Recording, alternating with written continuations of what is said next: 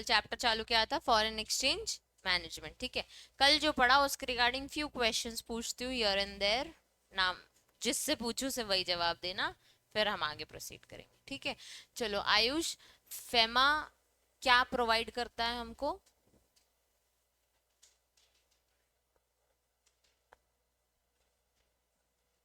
Good, very good. Appeal वगैरह, और एक पॉइंट और,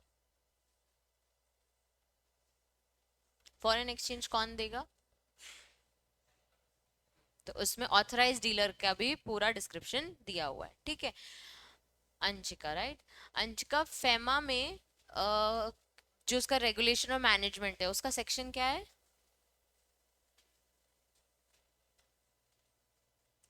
नहीं आई थी कल? अच्छा, तो कल नहीं थी क्लास में? थी ना, तो क्लास में ही पढ़ाया था हमने सेक्शन, एक ही सेक्शन तो पढ़ा था कल। रेगुलेशन और मैनेजमेंट क्या बोलता है वो पता है? पलक, और क्या बोलता है? ऑथराइज डीलर डील कर सकता किस में? फॉरेन एक्सचेंज के ट्रांसफर में, कन्वर्जन में, डील करने में ऑथराइज पर्सन के अलावा नहीं कर सकता। इसमें एक और पॉइंट है जिसमें ऑथराइज पर्सन का नाम, इंडिविजुअल के नाम नहीं दिया है। फाइनेंशियल ट्रांजैक्शन, कैपिटल एसेट, ये वो ऑथराइज डीलर का नाम नहीं दिया है उसमें। जनरली भी इसको अलाउड नहीं है, अगर आप इसके रूल्स और रेगुलेशंस फॉलो करेंगे तो ही आप कर पाएंगे। कौन बोलता है? सेक्शन 3। अब हमने एक करंट अकाउंट ट्रांजैक्शन का समझा था, what are the current account transaction. मतलब क्या होते हैं करंट अकाउंट ट्रांजैक्शंस?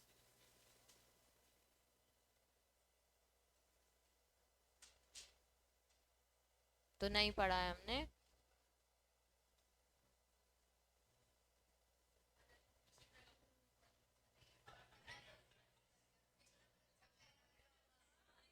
तो पढ़ा ही नहीं इसीलिए ना। तान्या, करंट अकाउंट ट्रांजैक्शंस में कौन सा रूल है और कौन सा शेड्यूल है?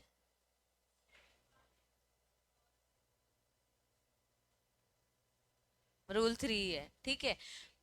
सेक्शन 3 इज डिफरेंट, ठीक है। फिर आ जाते हैं 4, 5 आ गए हैं हम सेक्शंस में। और रूल 3 का शेड्यूल 1 बोलता है, मतलब रूल 3 बोलता है कि कुछ 3 ट्रांजेक्शन है जो प्रोहिबिटेड है। जी हाँ, वो कौन से हैं? 3 है वो। हाँ, नहीं कर सकते अपन, फॉरेन एक्सचेंज नहीं मांग सकते उन चीजों के लिए। हाँ, और बस परफेक्ट। शेड्यूल 1 में नंदिनी क्या है?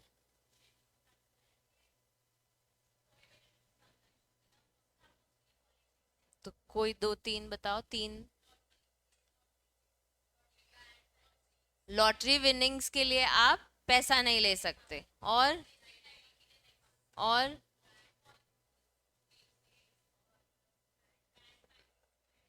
ठीक है, बाकी के बोल दिया खरीदने के लिए, और ये बताएगा। हाँ, कमीशन वाला क्या है? नहीं, बाकी है जितने बनते थे। एक्सपोर्ट्स पे कमीशन, पेमेंट ऑफ कमीशन और एक्सपोर्ट्स अलाउड नहीं है, ठीक है। किससे देनी है जो अलाउड नहीं है? इक्विटी इन्वेस्टमेंट्स जो आपकी होली और जॉइंट, तो उससे अगर बोलोगे कि कमीशन देनी है तो अलाउड नहीं है। और टी में प्रोडक्ट्स में करते हो, ठीक है। सेकेंड पॉइंट है पेमेंट ऑफ कमीशन, और ये जब एक्सपोर्ट्स कर रहे हो वो बिल्कुल प्रो, हाँ, अगर आप रुपी क्रेडिट रूट से कर रहे हो तो वो आपको अलाउड नहीं है, लेकिन 10% अलाउड करते हैं हम अगर टी और टबैको। दो और बची हैं।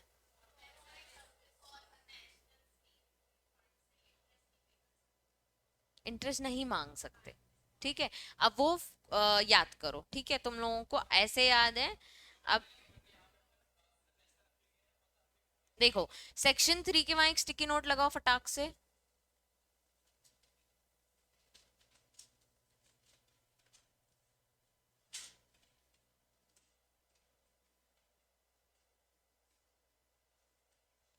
हाँ, मैं बता दे रही हूँ क्या लिखना है। लगा दिया? लिखो सेक्शन 3 प्रोहिबिट्स, और ऐसी टेबल बनानी है एक्चुअली, ठीक है। नहीं, सेक्शन 3 पहले बता रही हूँ। जहां रेगुलेशन एंड मैनेजमेंट का है। Section 3 dash prohibits. फिर point number 1, any person other than AD, any person other than AD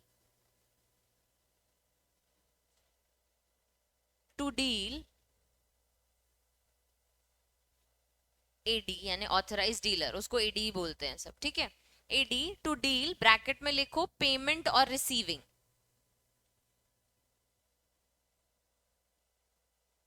payment और रिसीविंग इन फॉरेन एक्सचेंज और फॉरेन सिक्योरिटीज। तो एफ एक्स लिख सकते हो और एफ सिक्योरिटीज, ठीक है। जो other side of the table है उसमें लिखना है any foreign transaction, financial transaction, तो FIN लिखना, ठीक है। Any financial transaction in India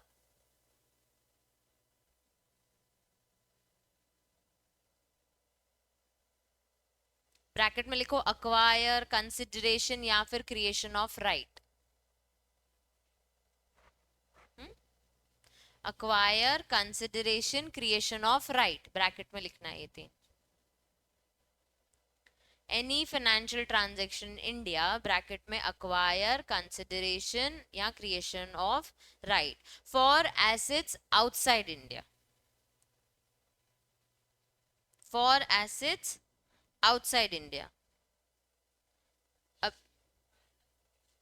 creation of right for asset outside India, उसी के नीचे ऐसे टेबल बनाओ, allowed only as per rules और रेगुलेशंस मेड देयर अंडर, यानी एक्ट के। उसी में ही जब दोनों पॉइंट्स हो गए तो उसको कवर करके allowed only as per rules और regulations made thereunder, allowed only as per, allowed only as per rules or regulations made there under। अब सेक्शन 3 कोई नहीं भूलेगा, ठीक है। चलो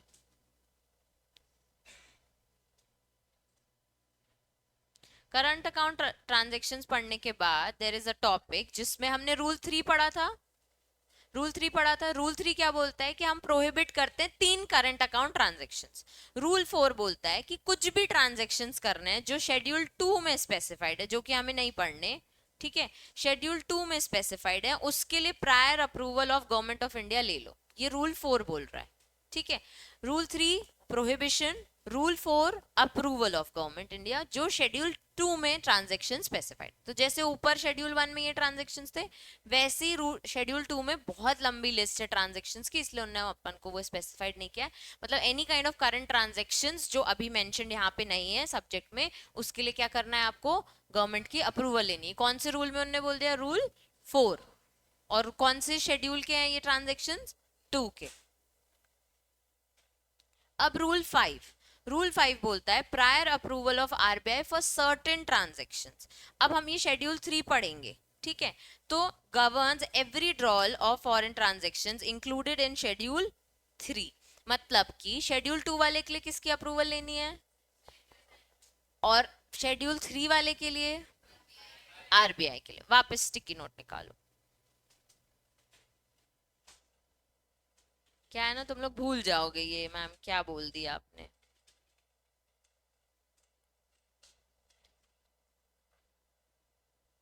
चार चीजें हैं करंट अकाउंट ट्रांजैक्शन में, हम पूरी सब्जेक्ट की समरी बनाते जाएंगे विद टाइम।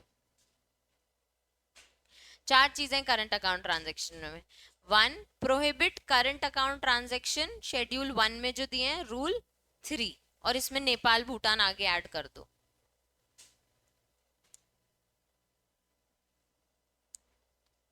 ठीक है, फिर लिख लिया approve prohibit current account transaction schedule 1 में डैश रूल 3, और इसमें शेड्यूल 1 के साथ नेपाल भूटान भी ऐड कर दो। फिर point number 2 prohibit current account transactions जो शेड्यूल 1 और नेपाल भूटान वाले हैं, वो किस में बताया उन्होंने, रूल 3 में। Point number 2 approval of CG, जो ट्रांजैक्शन स्पेसिफाइड है शेड्यूल 2 में, rule number 4। approval of CG, schedule 2 transactions dash rule 4. Third, approval of RBI schedule 3 dash rule 5. Approval of RBI schedule 3 dash rule 5.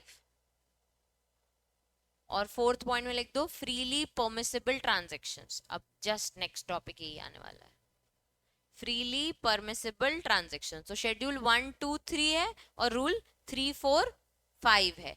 Rule 3 में prohibitions हैं, rule 4 में approval of CG है, rule 5 में approval of RBI है. हाँ, freely permissible transactions. सबने note down कर लिया?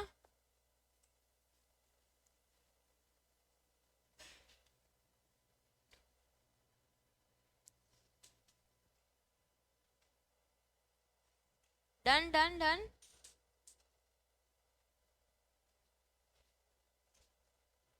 चलो, अब ट्रांजैक्शंस इंक्लूडेड इन शेड्यूल 3. अभी बोला था पढ़ेंगे, आरबीआई की अप्रूवल लेनी पड़ती है.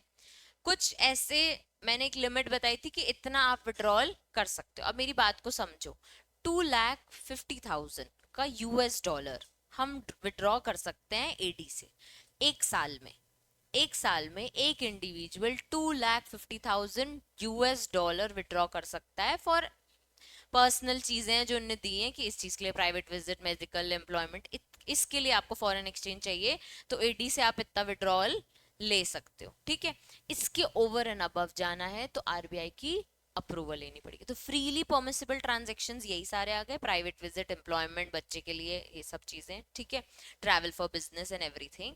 अब इसके ओवर एंड अबव अगर जाना है तो फिर हमें उस आरबीआई की अप्रूवल लेनी पड़ेगी. इसलिए ये चीज उन्होंने शेड्यूल 3 में स्पेसिफाई कर दी है.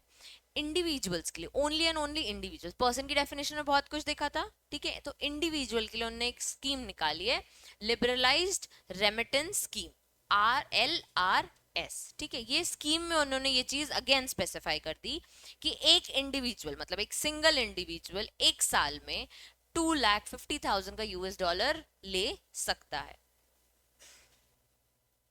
अब मैं हूं, ठीक है, ये मेरे हस्बैंड है.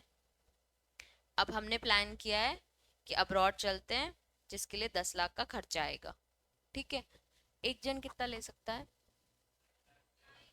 2.5 लाख. तो क्या हम 10 लाख लेके जा सकते हैं क्या? 10 लाख यूएस डॉलर लेके जा सकते हैं क्या? जा सकते हैं ना, आरबीआई की अप्रूवल लेनी पड़ेगी बस. क्या यार, तुम तो वहां घूमना ही कैंसिल कर दो. ठीक है, अब अगर मैं बोलूं कि यूएस डॉलर 5 लाख लगेंगे तो एक इंडिविजुअल 2.5 लेके जाएगा और दूसरा वाला 2.5. ठीक है, क्लियर है सबको? इसमें किसी को कोई doubt?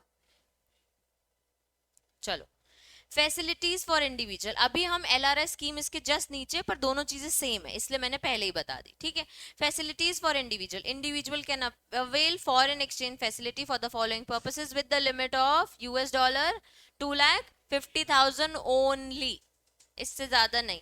Any additional remittance in excess is therefore requires prior approval of RBI. तो शेड्यूल 3 में हमने क्या पढ़ा था? शेड्यूल 3 में कि आरबीआई की अप्रूवल होगी, शेड्यूल 2 में किसकी अप्रूवल है? सीजी की. अब कौन से ट्रांजेक्शन है, कौन से पर्पस के लिए आपको फॉरेन एक्सचेंज लगेगा और मिल जाएगा 2,50,000 US dollar? Private visit to the country except Nepal and Bhutan. Gift और डोनेशन करना है तो ले लो.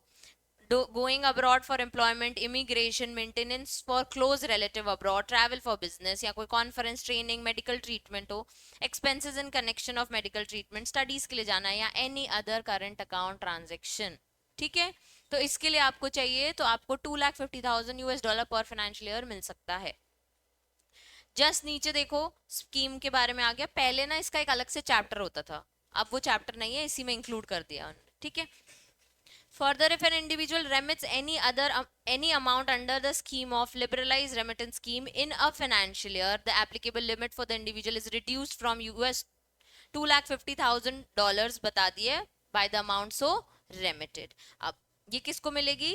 Furthermore a person resident India but not permanently resident India, वो जो पीआर आई है सिर्फ उसको मिलेगी। हमें देखना है कि ये स्कीम में उन्होंने क्या क्या बताया है।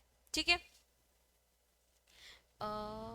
नीचे पहले हम स्कीम देख लेते हैं डायरेक्टली, वो टॉपिक हम पढ़ेंगे, पहले हम स्कीम देख लेते हैं। ठीक है, LRS of $2,50,000 for resident individual, सिर्फ और सिर्फ किसके लिए है? इंडिविजुअल के लिए, और रेसिडेंट होना चाहिए। Under the LRS authorise dealer में freely allow the remittance by resident individual up to $2,50,000। बार बार वही चीज मेंशन्ड है, एक फाइनेंशियल ईयर में, फाइनेंशियल ईयर यानी April to March, for any permitted current account या कैपिटल अकाउंट ट्रांजेक्शन और कॉम्बिनेशन ऑफ बोथ। ठीक है, LRS दोनों के लिए देता है आपको।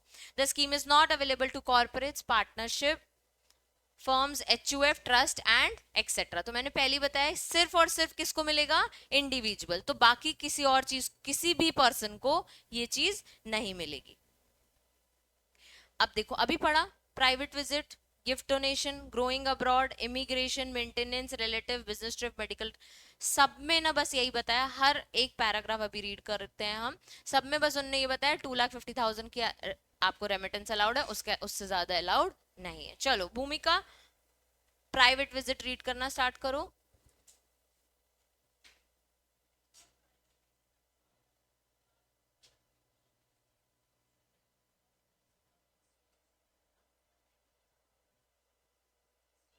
$,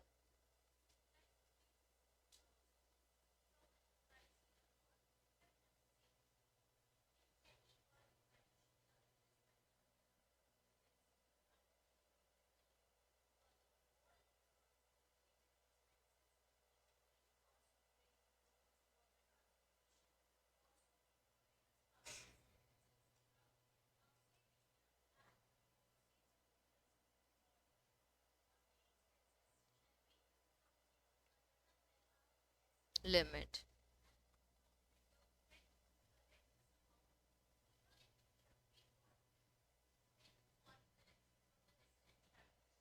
क्लियर, उन्होंने बता दिया कि 2 लाख में हम सब कुछ इंक्लूड करते हैं, ऐसा नहीं कि हम सिर्फ बाहर लेके जा रहे हैं ना तो अभी तो हमें दे दो।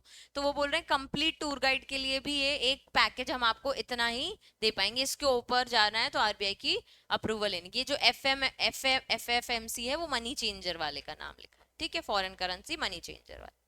अब गिफ्ट एंड डोनेशन, पलक।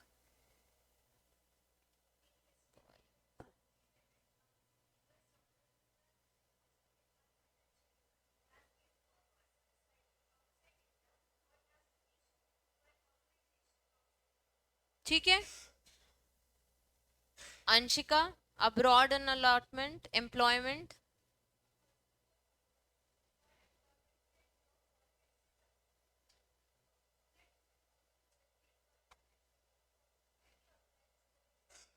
ठीक है, किसी को कोई डाउट? ये इसलिए पढ़ा रही हूँ क्योंकि क्वेश्चन आ जाएगा LRS को लेके। तो पैराग्राफ तो लिख लोगे कि 2,50,000 के लिए लिखना था, पॉइंट भी लिख लोगे, प्राइवेट विजिट, डोनेशन और ये सब, पर अंदर जिस हिसाब से उन्होंने लिखा है वो मेंशन करना पड़ेगा अगर LRS का क्वेश्चन है तो। अगर करंट अकाउंट या शेड्यूल 3 का क्वेश्चन है तो सिर्फ जैसे उन्होंने नाम दिया वैसे।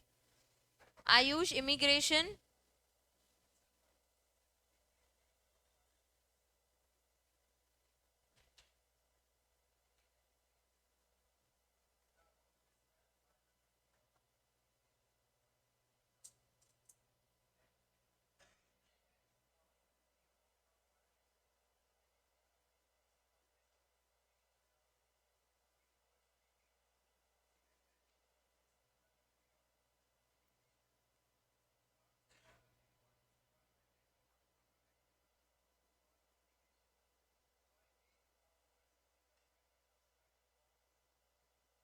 एंड कमर्शियल एंटरप्राइज, किसी को समझ आया ये?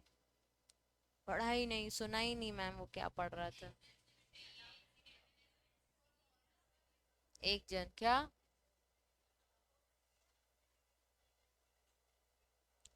अगर वहां पे आपके पास इन्वेस्टमेंट्स हैं, आपने वहां इन्वेस्टमेंट्स करके कुछ ना कुछ पैसा कमाया तो भी आपको मिल जाएगा। ठीक है, maintenance of relative abroad, Ansh पढ़ना।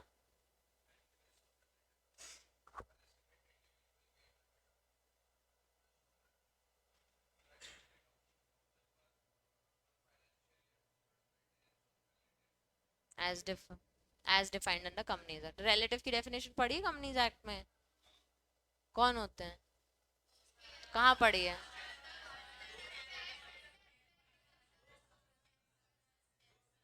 बुआ बुआ आ जाएंगी उसमें? चाचा बुआ कोई नहीं आएगा। चलो बिजनेस ट्रिप पढ़ना आदर्श। गला खराब है जिया।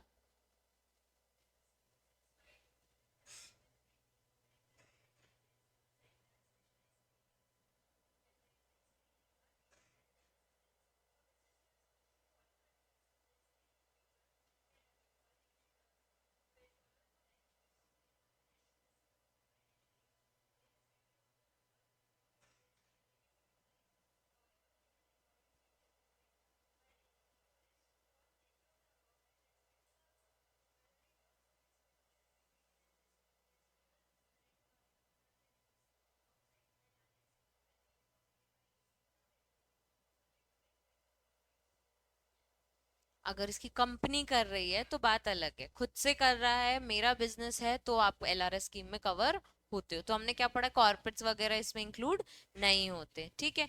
Medical treatment Nandini.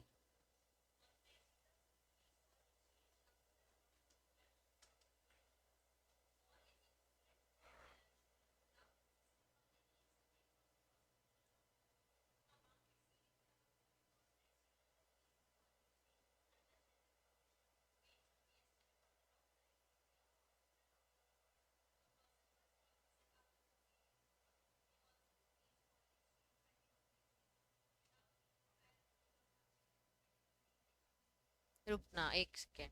यहाँ से पैसे ले जा रहे हो तो ठीक है, वहां बीमार हो गए और फिर चाहिए तो भी आपको मिल जाएगा, ठीक है। उसमें आरबीआई की अप्रूवल लेने के लिए वो आपको नहीं बोलेगा। In addition to the above यही बताया हुआ है कि इतना पैसा मिल सकता है एक financial year for any kind of medical treatment, ठीक है। Facilities available to students for pursuing their studies abroad, पलक।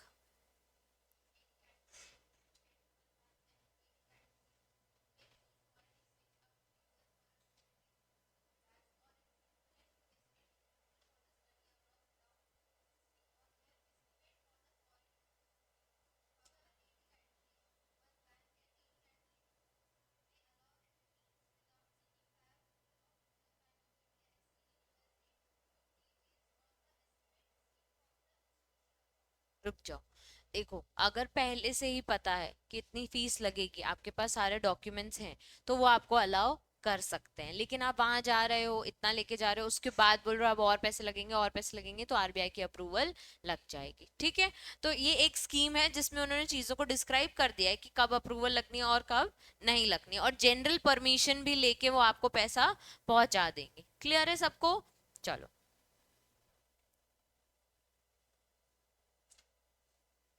अब यहाँ पे देखो क्या लिखा है, फैसिलिटीज फॉर इंडिविजुअल, पहला पॉइंट।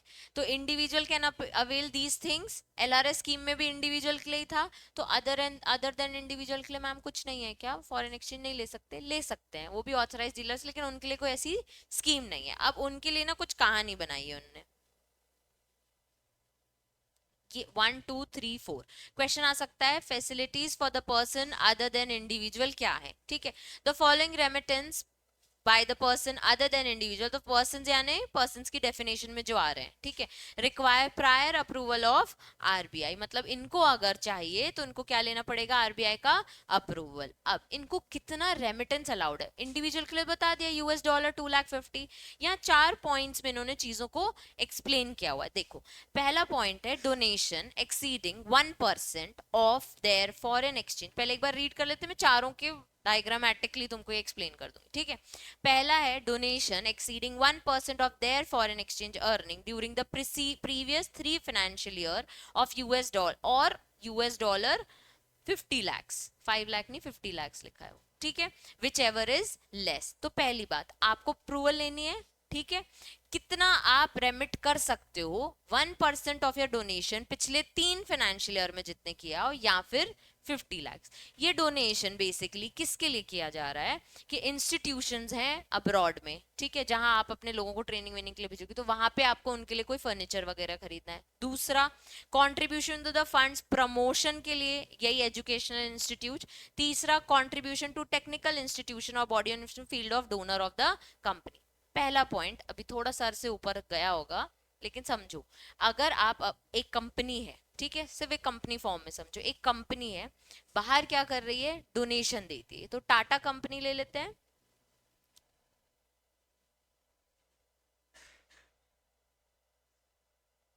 अब सबको समझ आ जाएगा। इंडिया में है टाटा कंपनी, ठीक है, ये उसके एम्प्लॉयज हैं। मैं कुछ मार्क नहीं कर पाऊंगी अभी, बस जो नीचे लोग बने हैं काले काले, ये उसके एम्प्लॉयज हैं, ठीक है, नॉट बीइंग रेसिस्ट, पर डायग्राम में कलर ब्लैक है, ठीक है। अब ये उसके एम्प्लॉयज हैं, इसको वहां अब्रॉड में भेजना है, यानी यूके भेजना है लोगों को ट्रेनिंग के लिए। अब जब आप ट्रेनिंग के लिए भेज रहे हो तो आपको कुछ पैसा लगेगा। तो हम आपको कह रहे हैं कि अगर अगर आपकी कंपनी डोनेशन में है, ठीक है, डोनेशन करती है, तो 1% ऑफ द डोनेशन, पिछले 3 साल में आपने जितना डोनेशन दिया हो ऐसे एजुकेशनल इंस्टीट्यूट जहां आपको अपने लोगों को भेजना है। अब या फिर 50 लाख डोनेशन, लेकिन आपने किस पर्पस से किया होगा, या तो आप वो एजुकेशन इंस्टीट्यूट को प्रमोट करना चाहते हो, या फिर वहां के लिए कोई चेयर वर्ड लिखा है, वहां के लिए आप कोई फर्नीचर वगैरह लाने के लिए आप डोनेशन लेने जाते हो, या किसी भी तरह का डेवलपमेंट के लिए आप वहां पे डोनेशन देते हो। तो आपको प्रायर अप्रूवल लेनी है आरबीआई की। प्लस अगर इसमें से भी कोई भी कम है तो, यानी कि 1% of the earning preceding 3 financial year, जो भी फॉरेन एक्सचेंज से आपने अर्न किया है उसका 1% आपने डोनेशन किया होगा, या फिर 50 lakh whichever is less के लिए आपको आरबीआई की अप्रूवल लेनी है। क्लियर है सबको? फिर से देखो, डोनेशन एक्सीडिंग 1%, ठीक है, of the foreign exchange earning during previous 3 financial year, और $50 50 lakhs whichever is less. Point सिर्फ इतना है, पॉइंट सिर्फ इतना है। फॉर में 3 पॉइंट उन्होंने बताएं कि डोनेशन फॉर किस लिए, creation of chairs in reputed educational institution, या contribution to funds promoted by educational institutions, या contribution to technical institution of body association in any kind of field of activity for the donor company. अब Tata company को वहां पे अपने employees भेजना है, तो वो ऐसे इंस्टीट्यूट में डोनेट कर रहा था जहां पे उसके एम्प्लॉयज ट्रेन हो सके, ठीक है। तो थर्ड पॉइंट में वो बता रहे कि डोनर कंपनी जो डोनेट करता है, कहीं ना कहीं उसका कोई फायदा होगा, इसलिए वो डोनेशन दे रहा था। अब जब जो डोनर होता है, जो डोनेट करता है, उसको आप इंपॉर्टेंस दोगे कि हमारा तो अगर मैं आपको बोलूं कि मेरे एम्प्लॉयज विजिट करना चाहते हैं आपके वो एजुकेशन, तो आप अलाउ करोगे? तो अब उसके लिए आपको क्या चाहिए, फॉरेन रेमिटेंस, ठीक है, फॉरेन एक्सचेंज चाहिए, तो उसके लिए आपको आरबीआई की अप्रूवल लेनी पड़ेगी। लेकिन कितने पैसे? तो 1% of the foreign exchange preceding 3 financial years और $50 50 lakhs whichever is less. Clear है सबको? चलो नेक्स्ट पॉइंट, कमीशन पर transaction to the agents abroad for residential flats और कमर्शियल प्लॉट्स इन इंडिया। ठीक है, एजेंट कहाँ है? अब्रॉड में। रेसिडेंशियल फ्लैट्स और कमर्शियल प्लॉट्स कहाँ हैं? इंडिया में। एक्सीडिंग $25,000 और 5% of inward remittance whichever is more. अब इसको समझो, इंडिया है, दिख रहा है इंडिया, यहाँ पे फ्लैट्स है मेरे, ठीक है, मैंने क्या किया, मुझे इसे अब्रॉड में बेचना है। क्लियर? तो मेरे पास फॉरेन एक्सचेंज चाहिए, मुझे लग रहा है कि ज्यादा पैसा मिल सकता है, तो मुझे अब्रॉड में भेजना है। अब अब्रॉड में भेजने के लिए एजेंट इंडिया का तो ढूंढूंगी नहीं, वहां का एजेंट चाहिए कि सही बंदा, पहचान का बंदा इंडिया में फ्लैट खरीदे। तो वहां के बंदे को कुछ ना कुछ कमीशन दोगे, आपके लिए ब्रोकरेज का काम कर रहा है, तो हम कह रहे हैं उसको देने के लिए आपको कुछ पैसे लगेंगे, जिसको आप ऑथराइज डीलर से मांगोगे। तो उसको देने के लिए अगर आपको पैसे चाहिए तो आरबीआई की अप्रूवल लेनी पड़ेगी। लेकिन $25,000 या फिर 5% of inward remittance. 5% of inward remittance यानी जो पैसा आपको इंडिया में मिल रहा है, जो फ्लैट आप बेच रहे हो। क्लियर है सबको? तो उसका 5% या $25, विच एवर इज हायर के लिए आपको अप्रूवल लेनी पड़ेगी। ठीक है, तो एक में लेस था, एक में हायर है। Now the tricky FEMA comes, जहां हमको थोड़ा सा लर्निंग, समझ सबको आ जाता है लेकिन याद करने में सबको दिक्कत होती है। तो इस डायग्राम को समझो, फ्लैट्स कहाँ है? इंडिया में, ठीक है। एजेंट कहाँ है? ये रहा एजेंट, अब्रॉड में। क्या कर रहा है? इंडिया आ रहा है, लोगों को क्या बेच रहा है? प्लॉट बेच रहा है। लेकिन प्लॉट किनको बेच रहा है? ये अब्रॉड वाले लोगों को। तो अब्रॉड वाले लोग क्या करेंगे, आपको पैसे देंगे, और वो तो देंगे ही देंगे, प्लस उसको, उस एजेंट को देने के लिए कुछ ना कुछ कमीशन चाहिए, उसके लिए फॉरेन रेमिटेंस चाहिए, क्योंकि अभी तो बिका नहीं है, तब तक वो कमीशन मांगता जा रहा है। तो हम आपको फॉरेन एक्सचेंज देंगे, लेकिन यूएस डॉलर 25,000 और 5% of inward remittance whichever is higher के लिए आपको आरबीआई की अप्रूवल लेनी पड़ेगी। हाँ, ठीक है। तो आपने क्या है, अपनी एक सेल वैल्यू रखी है, उसकी बात कर रहे हैं हम, तो जितना तो हमको मिलेगा ही, उसका 5% निकाल लो। ये हो गया second point. Third point, remittance exceeding 1 crore. ठीक है, वो 1 करोड़ लिखा है, मैं तुमको लिखवा दूंगी क्योंकि उसमें जीरो ऐसे अलग से लिखे हैं। ठीक है, रेमिटेंस एक्सीडिंग 1 करोड़ पर project for any consultancy services in respect of infrastructure project and $10 lakhs पर project for consultancy procured outside India. अब यहाँ पे मेरी कंपनी में दिक्कत जा रही है, मुझे वाइंड अप कराना है, बिल्कुल नुकसान कर चुकी है, अब मेरे को इसको खत्म कराना है। ठीक है, मेरी एक सब्सिडरीज अब्रॉड में भी है। ठीक है, अब मुझे सबको खत्म कराना है, तो मुझे वहां का कंपनी सेक्रेटरी लगेगा ना, कंसल्टेंसी चाहिए। तो वहां आप अगर पर प्रोजेक्ट के लिए उसको सिर्फ कंपनी वाले केस में 10 लाख रुपए यूएस डॉलर देते हो अगर, तो आरबीआई की अप्रूवल ले लो। और अगर मेरा कोई इंफ्रास्ट्रक्चर प्रोजेक्ट है, यहाँ पे मैंने प्लॉट्स बना रखे हैं, उसके बाद मैं उसमें बिल्डिंग्स बनाऊंगी, फ्लैट्स बनाऊंगी, बेचूंगी, होटल रूम होगा, मॉल होगा, ये मेरे इंफ्रास्ट्रक्चर प्रोजेक्ट्स, जिसके लिए मुझे अब्रॉड का आर्किटेक्ट चाहिए, मुझे उससे कंसल्टेंसी लेनी है, तो मुझे अगर पर प्रोजेक्ट, मेरे प्रोजेक्ट की कॉस्ट है 1 करोड़, तो आरबीआई से अप्रूवल लेनी पड़ेगी कि मुझे उसको कंसल्टेंसी सर्विसेज का पेमेंट करना है। क्लियर? तो देखो, रेमिटेंस एक्सीडिंग, तो कितना पैसा चाहिए आपको, पहले 1 करोड़ चाहिए पर प्रोजेक्ट की कंसल्टेंसी के लिए, वो मुझसे कितना मांग रहा है, 1 करोड़। ठीक है, दूसरा अदर देन कोई भी कंसल्टेंसी, ये सिर्फ इंफ्रा के लिए था, तो इंफ्रा के लिए 1 करोड़, अदर देन इंफ्रा के लिए कितना, 10 lakhs। तो कंसल्टेंसी सर्विसेज अब्रॉड में देनी है, और इतना इतना पैसा के लिए आप हमसे डिमांड कर रहे हो, ऑथराइज डीलर से डिमांड कर रहे हो, तो आरबीआई की अप्रूवल लेनी पड़ेगी।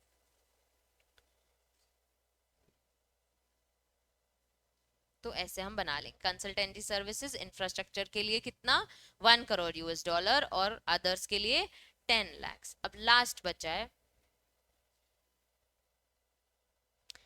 Remittance exceeding 5% of the investment brought into India.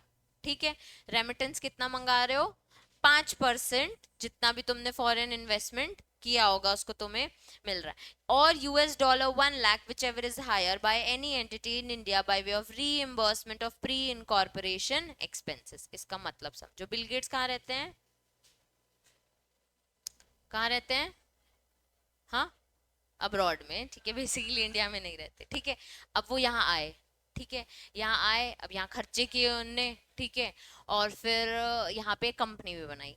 ठीक है, अब उनको फॉरेन एक्सचेंज की जरूरत है, वो कह रहे हैं कि मैंने प्री इनकॉर्पोरेशन खर्चे किए हैं। प्री इनकॉर्पोरेशन खर्चे अगर किसी को नहीं पता हो तो बता देती हूँ, कि इनकॉर्पोरेशन करने से पहले आप कंसल्टेंसी सर्विस लेते हो, बैंक से बातें करते हो, जहाँ शायद आपको कुछ चार्जेस लगते होंगे, ठीक है, सीएस के फीस वगैरह, और उसके अलावा डायरेक्टर्स को लेना, वो बोल रहे हैं हमको इतना पैसा दोगे तो हम तुम्हारी कंपनी में काम करेंगे, या क्या, अभी इनकॉर्पोरेट हुई नहीं है, हो सकता है आपकी एक डील चल रही हो। ठीक है, अब डील चल रही हो कि माल बेचेंगे, तो बोलेंगे हम सिर्फ प्राइवेट लिमिटेड या सब्सिडरी हो आपकी, उसी को ही माल बेचेंगे, तो वो करने के लिए आपने जो खर्चे किए इनकॉर्पोरेशन से पहले, उसको हम बोलते हैं प्री इनकॉर्पोरेशन। तो बिल गेट्स अगर रेमिटेंस मांग रहे हैं फॉरेन एक्सचेंज का, तो वो 5% ऑफ द इन्वेस्टमेंट मांग सकते हैं, जो कि उन्होंने यहाँ पे किया है कंपनी बनाने के लिए, या फिर 1 मिलियन यानी 1 लाख। ठीक है, विच एवर इज हायर। तो प्री यहाँ पे इन्वेस्टमेंट की कंपनी बना रहे हैं, उसके लिए प्री इनकॉर्पोरेशन खर्चे किए, उसके लिए रेमिटेंस मांग रहे हैं कि हमने वो खर्चे किए, उसका फॉरेन एक्सचेंज दो हमें। ठीक है, तो आपको आरबीआई की अप्रूवल लेनी पड़ेगी फॉर दिस इन्वेस्टमेंट, क्योंकि ये अदर देन इंडिविजुअल कंपनी कर रही है ना खर्चे, तो आप वो जो खर्चे मांग रहे हो उसका हम आपको बताते हैं, 1 लाख ले सकते हो, या फिर 5% of the investment whichever is higher. ठीक है, पहले रीड करो।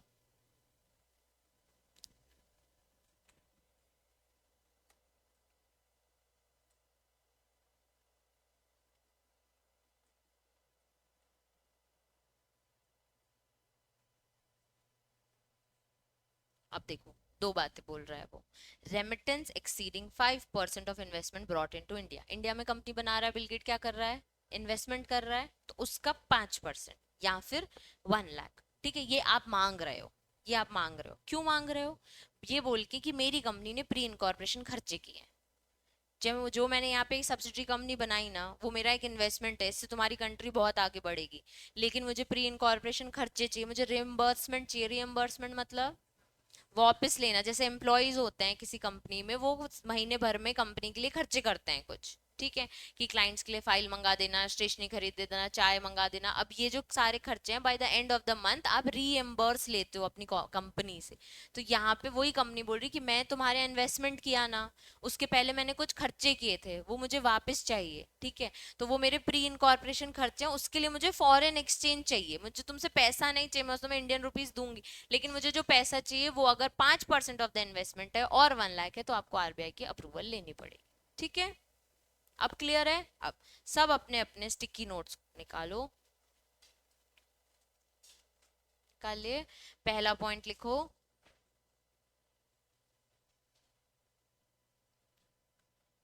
1% ऑफ एफ एक्स लिखना, foreign exchange earnings, 1% of foreign exchange earnings pre 3FY, यानी pre financial years, 3 financial year, preceding financial year, ठीक है, प्री 3FY। और फिर नीचे लिखना और 50 lakhs US डॉलर, और 50 lakhs US dollar dash whichever is less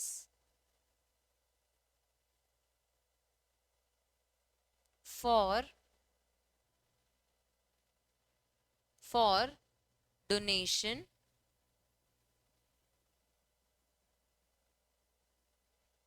dash training slash education,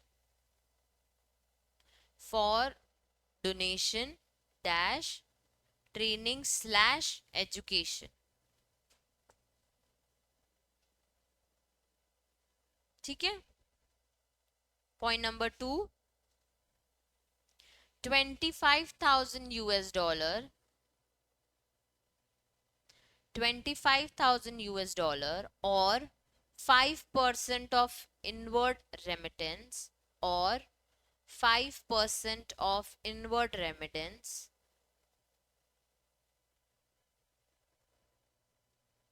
whichever is higher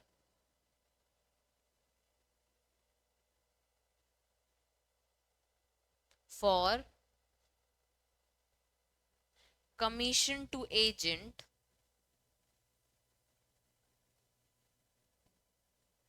commission to agent dash selling plot in India,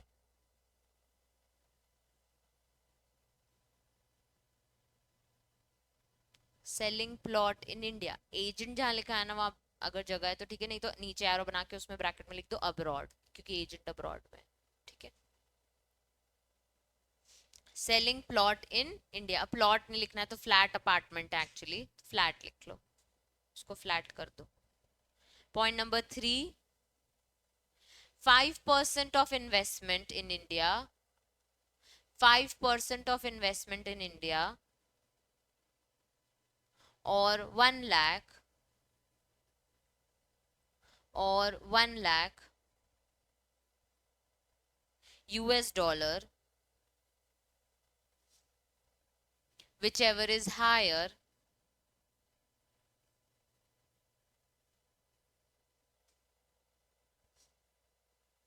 for for reimbursements of, for reimbursements of, for reimbursements of pre-incorporation expenses, pre-incorporation expenses. Last point, consultancy services, consultancy services, infrastructure project dash 1 crore US dollar Infrastructure project dash 1 crore US dollar. Others 10 lakhs US dollar. Other projects 10 lakhs US dollar. Clear सबको? अब revise करोगे तो बहुत easy लगेगा. ये था हमारा complete current account transaction. ठीक है.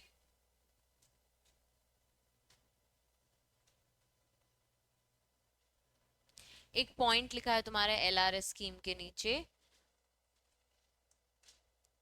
उसको मार्क कर लो. Permissible capital account transaction by an individual under LRS. Private visit तो पढ़ लिए, ए करंट अकाउंट तो पढ़ लिए, प्राइवेट विजिट, मेडिकल, अब्रॉड, सब तुम सबने रीड किए. कैपिटल अकाउंट में वो कह रहे हैं opening of any foreign currency account abroad in with the bank. ठीक है, अब्रॉड इन एनी बैंक. ठीक है.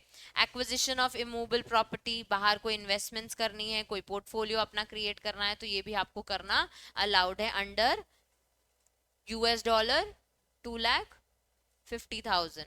और extending any loan including loans in Indian rupees to non resident India who are relatives.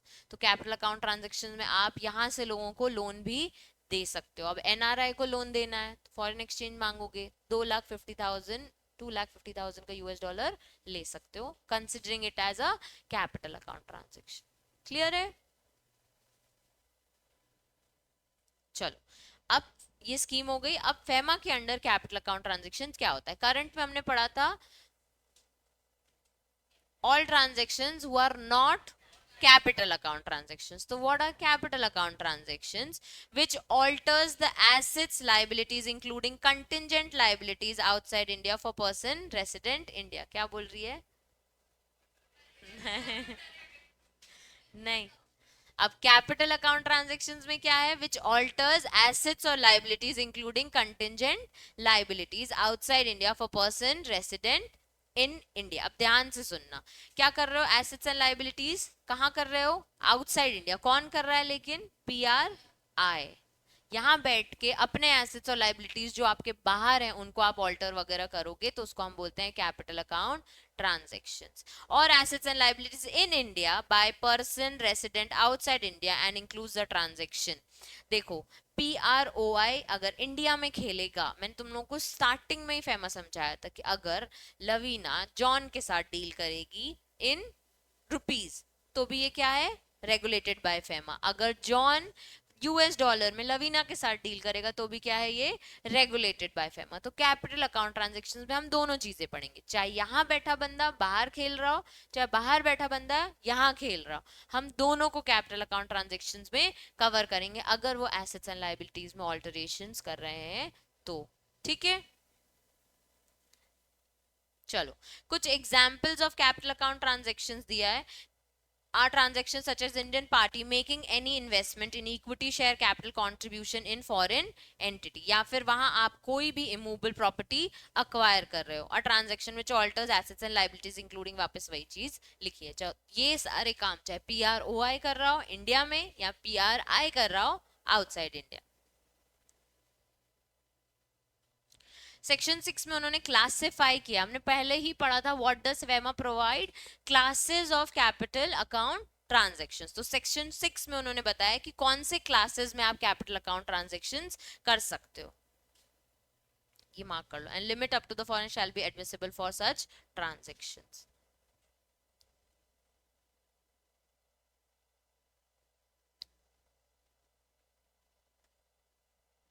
चलो, आज तक ये पैराग्राफ रीड करना. द RBI इंडिया में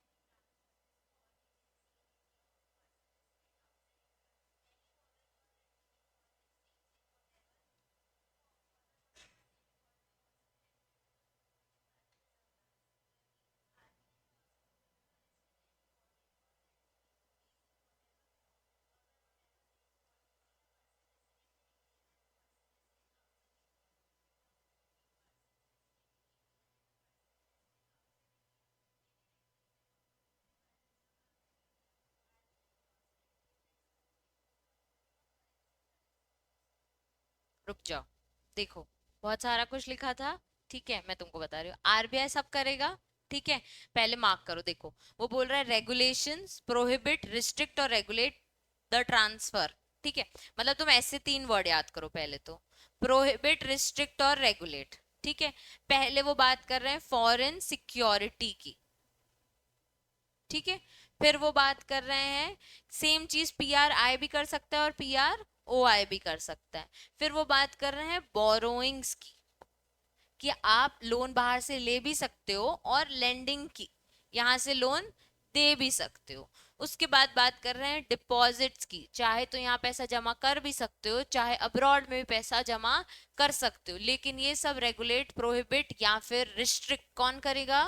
आरबीआई। अब ये सारी चीजें वन, ये तो तीन उनकी सर्विसेज हो गई, 1 2 3 4, ये चार चीजें पी आर ओ आई भी कर सकता है और पी आर आई भी कर सकता है। इसीलिए उन्होंने इतने बड़े पैराग्राफ में हर बार दोनों चारों चीजें रिपीट करी हैं कि आरबीआई में prohibit restrict regulate any transfer of foreign security done by P R O I या फिर पी आर आई। फिर एनी बोरोइंग्स या लेंडिंग में भी रेगुलेशंस ला सकते हैं, प्रोहिबिशंस ला सकते हैं, रिस्ट्रिक्शंस ला सकते हैं, विच में be given by P R O I और taken by P R I. Both चीजों को उन्होंने इस पैराग्राफ में उस तरीके से एक्सप्लेन किया। अब पॉइंटर्स बनाओ, पहला पॉइंट मतलब मेन पॉइंट ये है, ठीक है। इसके अंदर आता है ए बी सी और डी, और फोर्थ पॉइंट इंपोर्ट एक्सपोर्ट को भी रेगुलेट करेगा, मतलब ई। A B C D E. ए क्या है? फॉरेन सिक्योरिटी को रेगुलेट करेगा। बी क्या है? बोरोइंग्स को रेगुलेट करेगा। सी क्या है? लेंडिंग्स को। डी क्या है? डिपॉजिट्स को। और ई क्या है? एक्सपोर्ट इंपोर्ट को। सबको रेगुलेट कौन कर रहा है? आरबीआई। ये सारे काम कौन कर रहा है? और पी आर ओ आई और P R I. P R O I कहाँ करेगा? In India. P R I कहाँ करेगा? Outside India. वैसे टर्म्स उन्होंने लिखे हुए हैं। घूम गए? घूम गए क्या? इजी है ना? चलो। अब acquisition or transfer of immovable property other than on lease not exceeding 5 years in India by person resident in India or person resident outside India may be prohibited regulated by Reserve Bank of India. अब दोनों को बोल दिया भाई हमारे India में आके acquisition और ट्रांसफर करोगे मूवेबल प्रॉपर्टी का, तो लीज के अलावा करोगे तो हम इसको प्रोहिबिट, मतलब लीज अलाउड नहीं है, अदर देन लीज है, 5 साल से ज्यादा अगर खेलोगे तो हम अलाउ नहीं करेंगे। तो चाहे तुम पर्सन रेसिडेंट इंडिया हो, चाहे तुम पर्सन रेसिडेंट आउटसाइड इंडिया हो, हम नहीं इस चीज को अलाउ करेंगे। चाहे अगर अलाउ करना भी है तो regulation may be done by RBI, prohibition done by RBI. RBI may also be empowered to prohibit, regulate, given guarantee or surety in respect of any debt, obligation or other liability incurred by person resident India, owned by person resident outside India or person resident outside India। अब क्या हो रहा है? लवीना है, ठीक है। लवीना ने क्या किया? यहाँ पे लोन लिया, ठीक है, पलक से लोन ले लिया लवीना ने। अब पलक कह रही इसकी क्या गारंटी, तो मेरा लोन वापस करोगे? तो जॉन आ गया, जॉन आया कि मैं गारंटी देता हूं ये लोन वापस करेगी, अगर इसने लोन वापस नहीं किया तो मैं भर दूंगा। तो गारंटी कौन दे रहा है? Person resident outside India. इसे रेगुलेट कौन करेगा? आरबीआई। तो अगर सेम चीज जॉन को लोन चाहिए, ठीक है, अब जॉन को लोन कौन दे रहा है? पलक ही दे रही है, लेकिन लवीना क्या बोल रही है? मैं गारंटी लेती हूँ कि तुम्हारा लोन पलक तुमको मिल जाएगा, जॉन इज अ नाइस। अब जब जॉन लोन नहीं दे रहा है तो किसने गारंटी दी है? लवीना ने। लवीना कौन है? Person resident in India. इसको रेगुलेट या प्रोहिबिट कौन करेगा? आरबीआई। ऐसे है हर जगह दोनों चीजें लिखी है when it comes to capital account transaction. Class में सब समझ आता है लेकिन रीड करने में सब सर से ऊपर जाता है, इसलिए हम वो टर्म्स को स्पेसिफिकली बार बार पढ़ रहे हैं, ठीक है। इसको तुम अपने हिसाब से भी समझो ना, कि कोई भी चीज है, अभी तक कहां पढ़े थे? ई तक पढ़े थे। अब एफ में आ गया एक्विजिशन और transfer of any immovable property. G में आ गया हमारा गारंटी और श्योरिटी। सेम चीज है आरबीआई में रेगुलेट और प्रोहिबिट। आरबीआई में रेगुलेट और prohibit anything which is done by person resident in India और person resident outside India, which can be borrowings, foreign security, lending, deposits, acquisition, transfer of securities and guarantee। अब सबको समझ आ गया? नहीं बोल रहा है Adarsh. Subsection 4 allows a person resident in India. अब यहाँ पे अभी प्रोहिबिट और रेगुलेशन की बात कर रहे थे, अब वो बात कर रहे हैं अलाउंस की। तो जो हमारे कंट्री का बंदा है उसको हम अलाउ करते हैं hold, own, transfer, invest in foreign currency, और जाके फॉरेन सिक्योरिटी भी खरीद लो, जाओ इमूवेबल प्रॉपर्टी भी ले लो जो कहाँ सिचुएटेड है, outside India. If such currency, security, property was acquired or held or owned by person he was resident outside India or inherited from a person who was resident outside India. अब आपको हम क्या बोल रहे हैं, आप property own कर सकते हो, हेल्ड कर सकते हो, ट्रांसफर कर सकते हो, सब कुछ कर मूव कर सकते हो, लेकिन कहाँ पे, आउटसाइड इंडिया। किससे ले रहे हो प्रॉपर्टी, जो पर्सन भी आउटसाइड इंडिया। ठीक है, तो एक हमारी लवीना है, उसको हम कह रहे हैं तुमको ये सब करना अलाउड है, लेकिन अगर तुम ये सब जॉन से ले रही हो तो ठीक है, तो हम फेमा के अंडर इस सेक्शन में आपको अलाउ करते हैं कि जाके बाहर प्रॉपर्टी खरीद लो, ओन कर लो, फॉरेन सिक्योरिटी ले लो, हमसे फॉरेन करेंसी ले लो, सब कर लो, लेकिन ये आप किससे कर रहे हो, जब पर्सन रेसिडेंट आउटसाइड इंडिया। एक और टर्म लिखा है, और inherited from a person who was resident outside India. Inherited मतलब मेरे दादाजी रहते थे अब्रॉड में, मेरे को उनसे प्रॉपर्टी मिली है, ठीक है, और वो अब्रॉड की प्रॉपर्टी है, वो भी आप खरीद रहे हो तो आपको अलाउड है। ठीक है, इनहेरिटेड मतलब वैसे बाहर जो प्रॉपर्टी है वो मैंने नहीं ओन की है, मेरे दादाजी मेरे नाम पे करके गए थे और मैं भी अब्रॉड में ही रहती हूँ, तो आपने उसकी प्रॉपर्टी हो या उसको इनहेरिटेड मिली हो, आपने वो खरीदनी है, बेचनी है, ओन करनी है, आप कर सकते हो, और इस चीज को हम सब सेक्शन 4 में आपको अलाउ करते हैं। RBI under subsection 6 has empower to regulate, prohibit, restrict establishment in India or of a branch, office, other place of the business person resident outside India for carrying any activity relating to such branch, office or other place of business. Indian company है, ठीक है, India में, बाहर मुझे इसकी branch बनानी है। अब मेरी कंपनी की अगर सब्सिडरी, ब्रांच या other place of business abroad में खुल रहा है, जिसे कंट्रोल कौन कर रहा है, पर्सन रेसिडेंट आउटसाइड इंडिया, तो आरबीआई चाहे तो इसे रेगुलेट कर सकता है, इसे रिस्ट्रिक्ट कर सकता है, इसे प्रोहिबिट भी कर सकता है। अब स्टोरी लाइन समझो, फॉरेन कंट्री में कुछ भी करना है तो किससे परमिशन लेनी है, आरबीआई से। फॉरेन कंट्री में कुछ भी होगा तो इसे रेगुलेट कौन करेगा, आरबीआई। आरबीआई को लगेगा तो आप पे रिस्ट्रिक्शंस डाल देगा, आरबीआई को लगेगा तो इस चीज को प्रोहिबिट भी कर देगा। ठीक है, कैपिटल अकाउंट ट्रांजेक्शन्स में उन्होंने ये सारे capital account transactions one by one paragraph में एक्सप्लेन किए हैं, इसलिए हमने वो ट्रांजेक्शन्स को ABCDE में डिवाइड कर दिया। जी तक हो गया था, जी के बाद एच वाली चीज को लास्ट बना दो कि बिजनेस खोलना है, ब्रांच खोलनी है, ये वो, क्योंकि इसमें तो सिर्फ अलाउ करने की बात कही है।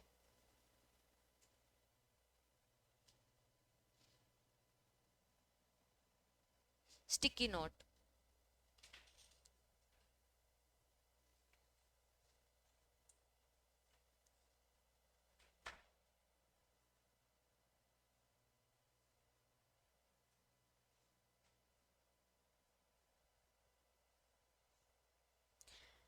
कैपिटल अकाउंट ट्रांजेक्शन्स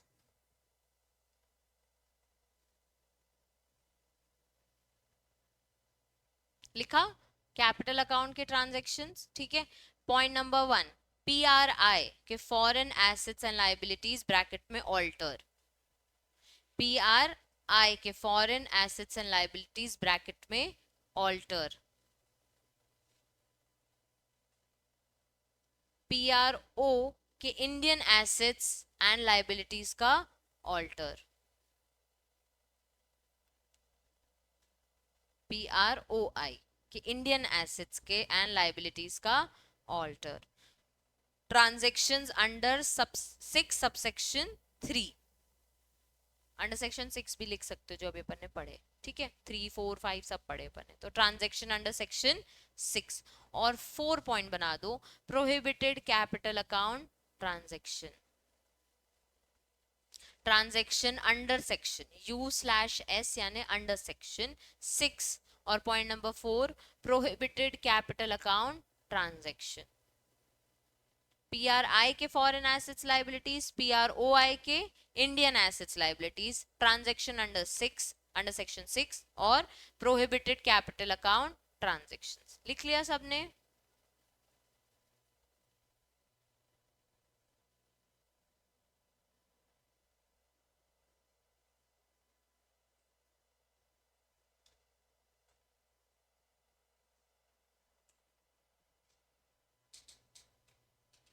अब सेक्शन 3 में हमने क्या पढ़ा? रेगुलेशन मैनेजमेंट, ठीक है। सेक्शन 5 में हमने क्या पढ़ा? सेक्शन क्यों नहीं लिखे हैं यार इस वाले?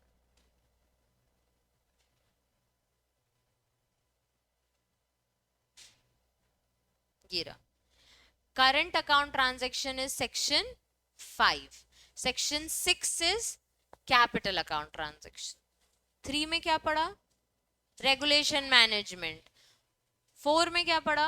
नहीं है। 5 में क्या पढ़ा? Current account. 6 में क्या पढ़ा?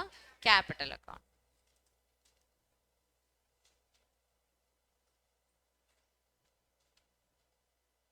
चलो लास्ट देख लेते हैं बस क्लासेस क्या है, बहुत ही इजी है, ठीक है। परमिसिबल कैपिटल अकाउंट ट्रांजैक्शंस को दो हेड्स में डिवाइड किया गया और इसमें जो परमिसिबल ट्रांजैक्शंस है वो शेड्यूल 1 और शेड्यूल 2 में है, ठीक है। तो शेड्यूल 1 और 2 ऑफ द फॉरेन एक्सचेंज, जो परमिसिबल ये वाला रूल था, permissible capital account transaction regulation 2000 classified the capital account transaction of a person under 2 heads. एक PRI के ट्रांजैक्शंस, एक PROI के ट्रांजैक्शंस, ठीक है। Classes of capital account transaction by person resident of India और classes of capital account transaction person resident outside India. अब कैपिटल अकाउंट ट्रांजैक्शंस क्या है? एसेट्स एंड लायबिलिटीज को ऑल्टर करना, बोरोइंग्स देना, लेंडिंग देना, गारंटी देना, डिपॉजिट्स देना, किसी ना किसी को यहाँ पे प्रॉपर्टी दिलाना, गारंटी देना, ये सारे हैं वन बाय वन। पहला हम PRI का देखते हैं। तो जो इंडिया में रहने वाले बंदा है यानी हमारी लवीना देशी, ठीक है। Investment by person, investment by Lavina in foreign securities कर सकता है, परमिसिबल कैपिटल अकाउंट ट्रांजैक्शन है। Foreign currency loan raised in India and abroad by person resident in India. अब आपने क्या किया? फॉरेन करेंसी का लोन लिया है यहां से या फिर अब्रॉड से, तो आपको हम परमिशन देते हैं। तो ये किसने किया है? लवीना ने, इंडिया में। हमको चाहिए बाहर इंपोर्ट एक्सपोर्ट करते तो फॉरेन करेंसी दे दो, ऑथराइज डीलर से बोला या फिर अब्रॉड में ले लिया, ठीक है। Transfer of immovable property outside India by person resident in India. यहाँ मेरे फ्लैट थे, मैंने क्या किया? बाहर दे दिया, ठीक है। Guarantee issued by Lavina in favour of John, यानी guarantee issued by person resident in India in favour of person resident outside India. तो गारंटी दे रही है लवीना कि जॉन पैसे दे देगा, ठीक है।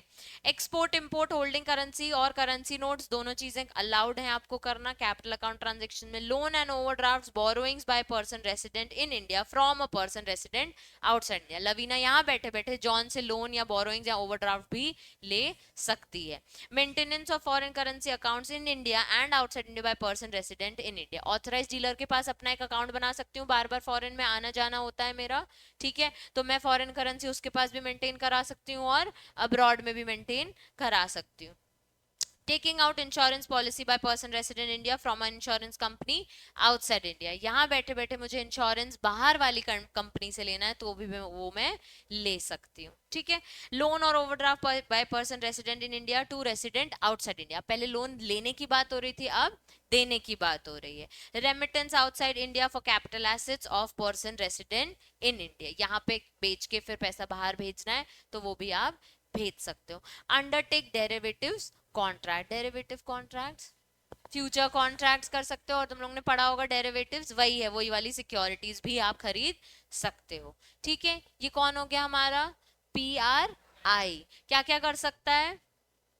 सबसे पहले इन्वेस्टमेंट फॉरेन सिक्योरिटीज खरीद सकता है, लोन ले सकता है, ठीक है, इमूवेबल प्रॉपर्टी ट्रांसफर कर सकता है, गारंटी दे सकता है, एक्सपोर्ट इंपोर्ट कर सकता है, लोन ओवरड्राफ्ट किसी पर्सन से ले सकता है, फॉरेन करेंसी मेंटेन कर सकता है इंडिया या अब्रॉड में, इंश्योरेंस पॉलिसी ले सकता है और लोन ओवरड्राफ्ट दे सकता है, रेमिटेंस कर सकता है, जो भी कैपिटल एसेट से उसने कमाया है पैसा वापस बाहर भेजना है, और डेरिवेटिव कॉन्ट्रैक्ट्स। ठीक है, अब जो PROI है, बाहर वाला बंदा क्या क्या कर सकता है? इन्वेस्टमेंट इन इंडिया कर सकता है, ठीक है, आके हमारी कोई भी कॉर्पोरेट कंपनी से सिक्योरिटीज खरीद सकता है। तो issue of securities, that is to say issue of by body corporate entity in India, investment there by person resident outside India, investment by way of contribution by way of resident outside into capital of firm, proprietor, concern or association of a person। तो हमारे यहाँ companies में share holder नहीं होते क्या? Foreigners होते हैं। हमारे LLPs में क्या पार्टनर नहीं हो सकता एक फॉरेनर? हो सकता है।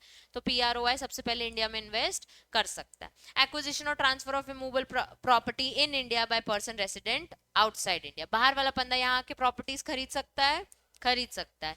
Guarantee bye person resident outside India in favour of on behalf of person resident in India, हमारे लिए गारंटी दे सकता है। Import export currency, currency notes from India by person resident outside India, currency notes और ये सब का अगर भेजना करना का काम भी है तो वो चाहे तो कर सकता है, कर सकता है। Deposits between person resident India and person resident outside India, आपस में दोनों क्या कर रहे हैं? पैसा जमा कर रहे हैं एक दूसरे के पास, ठीक है, आपस में हो रहा है। फॉरेन करेंसी अकाउंट्स खोल सकता है यहाँ के, ऑथराइज डीलर के पास बैंक अकाउंट खोल सकता है फॉरेन करेंसी का। Remittance outside India of capital assets in India by person resident outside, यहाँ आया, प्रॉपर्टी थी, बेची और पैसा बाहर लेके गया, कर सकता है। और undertake derivative contracts. Sticky note,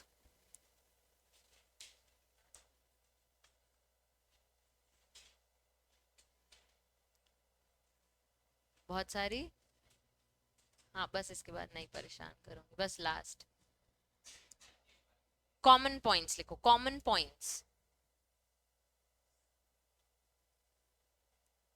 securities dash investment, securities dash investment,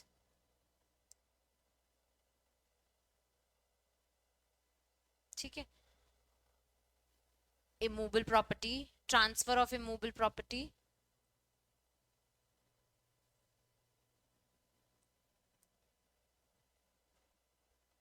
guarantee,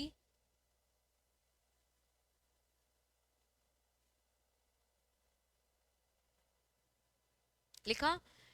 export import holding of currency,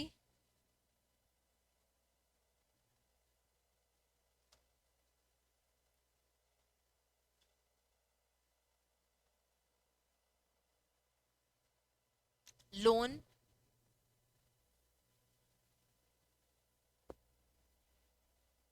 remittance, remittance of capital asset, remittance of capital asset, undertake derivative contract, undertake derivative contract,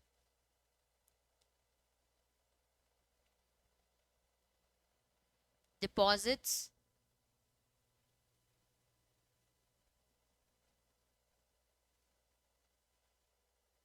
सारे हो गए? बस देख लो कुछ छूटा तो नहीं कोई भी पॉइंट, यही सारे कॉमन पॉइंट्स हैं। इंश्योरेंस पॉलिसी नहीं है कॉमन पॉइंट, इसलिए मैंने वो नहीं लिखवाया, वो सिर्फ PRI को अलाउड है, PRO को अलाउड नहीं है यहाँ के इंश्योरेंस खरीदने का, हम नहीं देंगे पॉलिसी का पैसा, ठीक है। क्लियर है सबको?